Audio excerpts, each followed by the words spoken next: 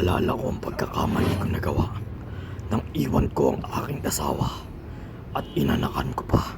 Namimiss ko na sila na sana makita ko pa ang mag-ina ko. Joel! Halika ka dito, sige. Halika. Yes po, sir.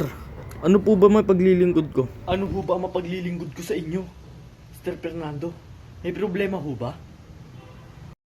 Joel, may gusto kong ipahanap sa'yo. Ang dati kong, ang asawa ko dati.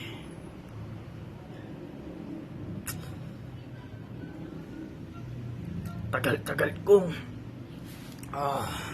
binubuo ang pamilyang ito. Ang pamilyang iyon. Kaya lang hindi ako pinalad. Hindi ako pinalad. Dahil sa kasamaang palad. Nag-away kami ng asawa ko. At nais kong ipahanap sa'yo ang babaeng asawa ko. Dati, nabubuin na sana namin ang pamilya namin at nagbunga ito ng anak. Nabuntis ko siya. Ngunit naghiwalay kami ng araw na yun. At di ko na nasusuportahan at wala na akong balita sa kanya. Pero dahil malaki ang tiwala ko sa Joel, naniniwala ako na mahahanap mo ang taong sasabihin ko sa iyo.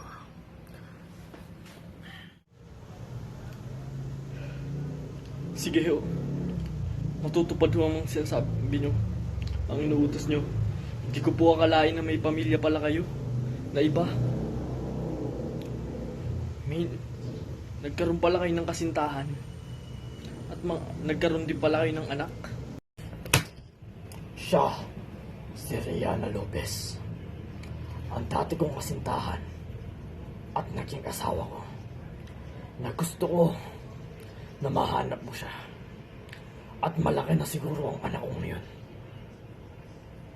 Na binuo namin. Ngunit hindi ko alam kung ano ang kalagayan niya. At pag nahanap mo to, ibibigay ko sa'yo. Ibibigay ko sa'yo ang kalahati ng aking kayamanan.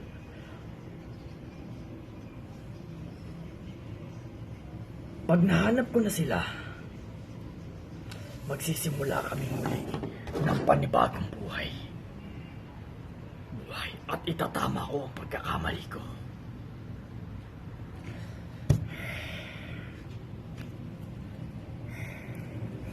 Kaya lang, nag-aalangan ako.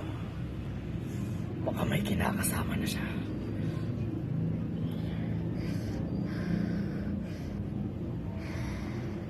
Lungkot ko.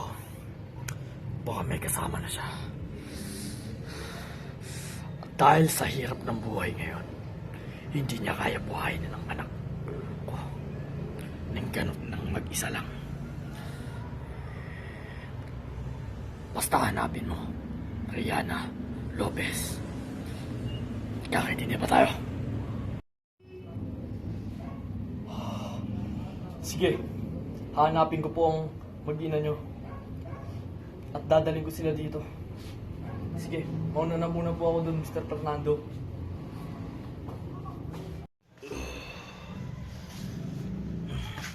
Kailangan mahanap ko ang mag-ina ko sa lalong madaling panahon upang makapagbagong buhay na ako nang kapiling sila. Marami akong ang galing mo. Tagal ko na hindi nagagamit to. Mga alaalang.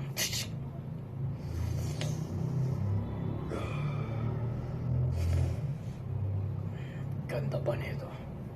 Kabataan ko pa. Ang baril nito.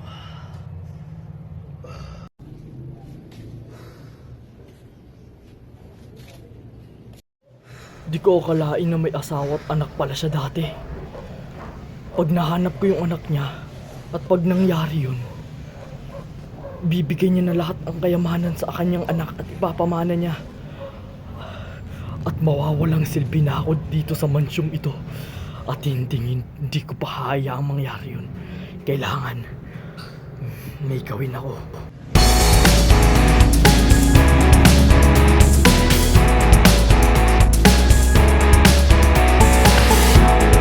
Gising ka na dyan! Ang hali na!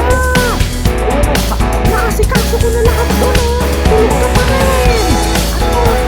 Late ka na naman gumising. Alas 8 na kaya? Lagi ka na lang! Alas 8 na lang!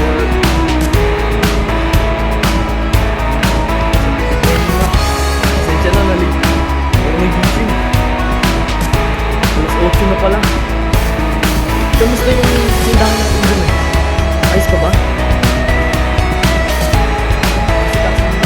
Asikaso ko na! Hindi ka kasi gumising!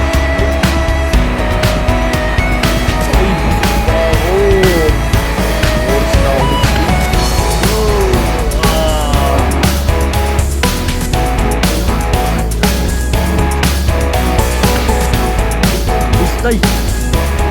Tay, wait lang! May sama ako, Tay!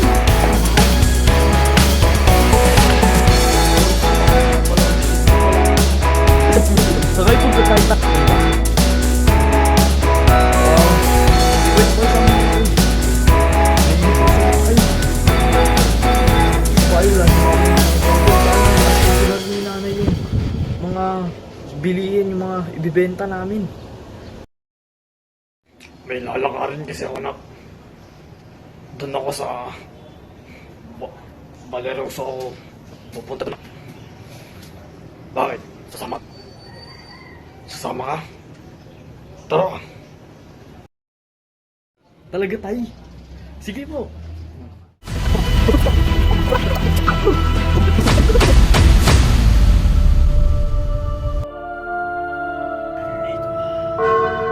Tapos nyo, hindi ko po akalain na may pamilya pala kayo. Na iba. May...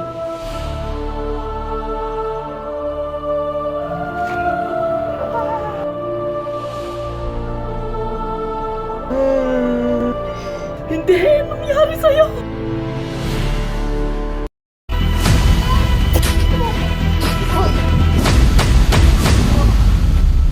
Sino ka?